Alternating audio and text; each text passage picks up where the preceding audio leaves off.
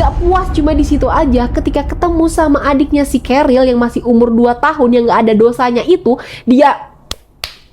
adiknya itu sampai meninggoy. Hai, selamat datang di channel MIUNF Official, sebuah channel yang menceritakan kisah-kisah nyata menegangkan untuk kalian para penonton setia channel ini. Kali ini aku pengen nyeritain kisah-kisah cinta yang mind-blowing banget, gengs. Salah satunya ada wanita yang menikahi pembunuh saudari kembarnya sendiri. Ada juga yang mencintai pembantai keluarganya sendiri. Hah? Beneran ada? Tonton video ini sampai selesai. Terus kalian nilai sendiri dari ketiga cerita ini, cerita mana yang paling mind-blowing. Atau kalian punya cerita versi kalian sendiri? Coba deh tulis di kolom komentar. Kita mulai dengan cerita pertama. Samantha Kersner, remaja Amerika ini tumbuh tanpa sosok ayah selama 17 tahun. Jadi wajar aja kalau dia ini haus kasih sayang seorang pria. Dia pengen banget ketemu dan akrab sama ayah kandungnya. Sampai-sampai dia ngerengek sama ibunya. "Mom, please temuin aku sama ayah. Aku juga pengen ketemu dan akrab sama dia. Bla bla bla bla." Gitu. Sampai akhirnya si ibu ini setuju untuk mempertemukan mereka. Tahun 2015 Samantha ini akhirnya ketemu sama ayahnya. Setelah saling mengenal selama 3 tahun, hubungan mereka ini jadi semakin akrab. Bagus dong ya. Tapi lambat laun muncul perasaan aneh dalam diri si Samantha. Perasaan yang gak biasa. Perasaan yang ingin memiliki si ayah ini seutuhnya. Waduh. Nah, saat itu ternyata si ayah ini juga punya anak perempuan lainnya dari pernikahannya bersama orang lain. Di beberapa artikel disebutkan kalau anak ini adalah saudari tirinya si Samantha. Kita sebut aja namanya Lita, bukan nama sebenarnya ya. Si Sam ini bakal cemburu kalau si ayah ngasih perhatian lebih ke Lita. Tapi si Lita ternyata juga punya perasaan yang sama. Akhirnya mereka bikin kesepakatan dan bersaing secara adil. Siapa yang berhasil mendapatkan hati sang ayah, maksudnya sebagai kekasih nih ya, dan juga berhasil cemewew pertama sama si ayah, dialah pemenangnya. Waduh, makin kacau nih. Nah, dalam persaingan ini Samantha lah yang keluar sebagai pemenang. Tapi hubungan mesra antara Sam dan ayahnya ini menimbulkan kecurigaan dari berbagai pihak, terutama keluarga dan kerabat mereka. Lah iyalah, orang mereka gayanya mesra banget, udah gitu mesranya mencurigakan pula. Nah, hubungan mereka ini sampai diendus oleh pihak kepolisian. Karena mereka merasa kalau hubungannya ini lagi diselidiki sama pihak polisi, mereka malah memutuskan untuk menikah pada bulan Oktober tahun 2018 di sebuah pengadilan. Mereka juga sempat mengupload foto-foto momen kebahagiaan mereka ini di sebuah media sosial. Wajar sih mereka ini takut karena di Nebraska, tempat mereka tinggal ini, hubungan sedarah itu dianggap ilegal dan berbahaya. Bakal dapat hukuman yang lumayan berat. Makanya sang ayah sampai bikin alibi nih. Dia yakin kalau si Samantha ini bukan anak kandungnya karena namanya nggak dicantumin dalam akte kelahiran si Samantha. Tapi saat dites DNA mereka itu ternyata memiliki kecocokan 99,99%. Ditangkaplah sang ayah dan divonis hukuman 2 tahun penjara dan dilarang menemui Samantha seumur hidup setelah dibebaskan nanti.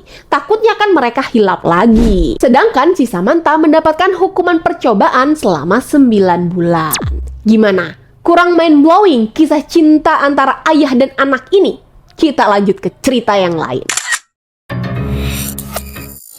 Ada seorang wanita bernama Edith Casas. Pada hari Valentine di tahun 2013, ia menikahi seorang pria bernama Victor. Nah, pernikahan mereka ini bikin gempar warga Argentina. Kenapa?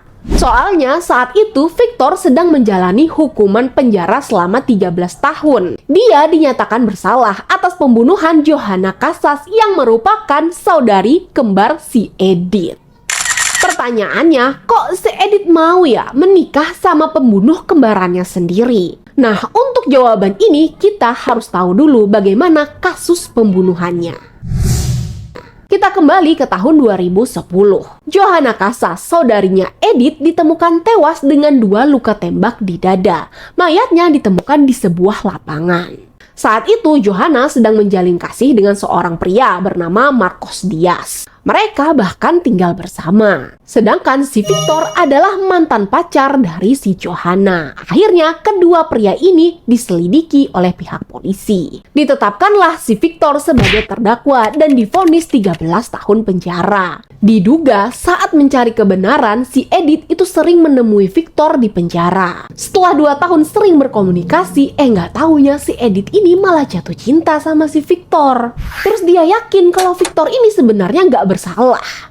Katanya Mas Victor ini orangnya lemah lembut banget, bunuh lalat aja itu nggak bakalan tega. Mereka akhirnya saling jatuh cinta dan memutuskan untuk menikah pada Desember 2012. Tapi sama pihak penjara ditunda dulu karena ibunya Edith ini minta anaknya untuk dites psikologisnya dulu. Jangan-jangan si anak ini udah gila, masa iya mau nikah sama pembunuh kakaknya? Setelah diperiksa, ternyata hasilnya baik-baik aja. Akhirnya mereka pun diperbolehkan untuk menikah pada 14 Februari 2013 di penjara. Nah, pernikahan mereka ini seru nih, rusuh. Soalnya keluarga si Edith nggak ada yang setuju. Pokoknya gempar lah waktu itu. Kalau keluarganya si Victor sih tenang-tenang aja. Mereka pada duduk santai di dalam ruangan pada saat itu. Nah, keluarga Edith yang memang niatnya pengen menghentikan pernikahan itu dilarang masuk sama pihak penjara. Mereka sampai ngelempari pintu ruangan itu pakai batu dan juga telur. Sampai ada beberapa orang yang diamankan tuh sama polisi karena dianggap sebagai provokator. Ayah Edith ini sampai bilang, kedua putriku ini sebenarnya sudah meninggal. Johanna sekarang berada di sisi Tuhan, sedangkan Edith berada di sisi iblis. Tapi baru aja warga Argentina dibikin gempar sama kisah percintaan yang mind-blowing ini. Pada tahun 2013, di tahun yang sama, kasus pembunuhan Johanna ini kembali mencuat dan jadi tambah seru. Kalian ingat Marcos Diaz, si kekasihnya Johanna tadi, ternyata dia juga dinyatakan bersalah dan divonis 12 tahun penjara. Jadi meskipun si Victor udah dinyatakan sebagai pelaku, ternyata penyelidikan terhadap si Diaz ini masih terus dilakukan. Publik gempar, kok bisa 2 orang yang berbeda dinyatakan bersalah untuk satu kasus yang sama. Uniknya lagi, ini diadilin di pengadilan yang berbeda dan dengan metode penyelidikan yang berbeda pula. Melihat hal ini, keluarganya si Victor langsung gercep, mengajukan banding atas hukuman anaknya. Hasilnya, di akhir tahun 2013, si Victor ini dibebaskan dari segala macam tuduhan dan dinyatakan tidak bersalah. Keluarganya si Victor ini sempat mengajukan kompensasi kepada negara karena anaknya kan udah dipenjara selama 3 tahun padahal tidak bersalah. Namun pengajuan mereka ini ditolak dan mereka pun nggak mendapatkan apa-apa. Itu tadi cerita cinta Edith dan juga Victor yang berakhir happy ending. Gimana? Masih kurang mind-blowing? Kita lanjut ke cerita yang terakhir. Cerita kali ini tentang sepasang kekasih yang bener-bener partner kriminal. Keliling berdua, bukannya ngedet malah asik ngebunuhin orang. Yang cowok ngeeksekusi, si cewek setia nemenin. Mereka adalah Charlie dan Cheryl. Kejadiannya tahun 1958. Jadi si Charlie ini usianya 19 tahun, sedangkan Cheryl baru 14 tahun. Pembunuhan mereka ini nggak cuma dilakukan selama sehari, tapi berhari-hari. Tepatnya dari tanggal 21 sampai 29 Januari 1958. Tercatat mereka berdua ini membunuh total 10 orang di 2 kota, yaitu Nebraska dan Wyoming. 2 kota ini jaraknya sekitar 7 jam perjalanan. Jadi mereka berdua ini pengen melarikan diri dari Nebraska ke Wyoming. Nah, dalam pelarian mereka itu, mereka geraknya pelan-pelan sambil nyari tempat persembunyian juga di Nebraska. Salah satu korbannya adalah keluarga yang tinggal di sebuah perumahan elit. Di sini selain ngebunuh, mereka juga ngumpulin uang dan juga perhiasan untuk biaya mereka melarikan diri. Saat lagi sembunyi di sini, mereka itu santai banget, bahkan sempat baca-baca koran. Nah, di koran itu mereka ngeliat beberapa korban yang udah mereka bunuh sebelumnya. Kalian tahu mereka ngapain setelah ngeliat foto-foto korban pembunuhan mereka ini tadi? Mereka malah ngeguntingin foto-foto orang itu buat dijadiin koleksi. Nggak kebayang ya, waktu mereka lagi ngeguntingin, wah ini kan si kakek yang kemarin kita bunuh. Oh ini si ini yang kemarin kita bunuh.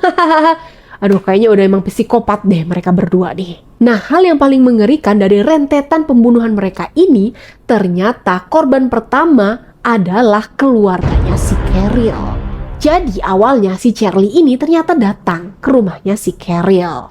Tapi di sana dia malah diusir sama ayahnya Cheryl. Katanya si Charlie ini nggak cocok lah berteman sama anaknya. Bukannya pergi, si Charlie ini malah jadi emosi. Dia keluarin sebuah pistol terus dor. Dia tembak itu ibu dan ayahnya si Cheryl. Nggak puas cuma di situ aja, ketika ketemu sama adiknya si Cheryl yang masih umur 2 tahun yang nggak ada dosanya itu, adiknya itu sampai meninggoy. Nah, ketika mereka berdua ini udah ditangkap di persidangan, si Cheryl itu membuat kesaksian. Kata si Cheryl, dia itu nggak tahu menau tentang pembunuhan keluarganya. Malahan dia taunya kalau si Charlie ini lagi menyandra keluarganya. Jadi dia diancam sama si Charlie, kalau nggak ngikutin apa maunya, keluarganya si Cheryl ini bakalan dihabisin. Tapi pernyataannya ini ditolak sama pengadilan, mereka nggak percaya. Kenapa? Soalnya kalian ingat waktu mereka gunting-gunting foto korban yang ada di koran. Nah, itu salah satunya ada foto-foto keluarganya si Cheryl. Ya nggak mungkin lah Cheryl nggak tahu sama keluarganya udah meninggoy, ya kan? Selain itu, menurut penyelidik, ada banyak kesempatan untuk si Cheryl ini bisa kabur dari si Charlie.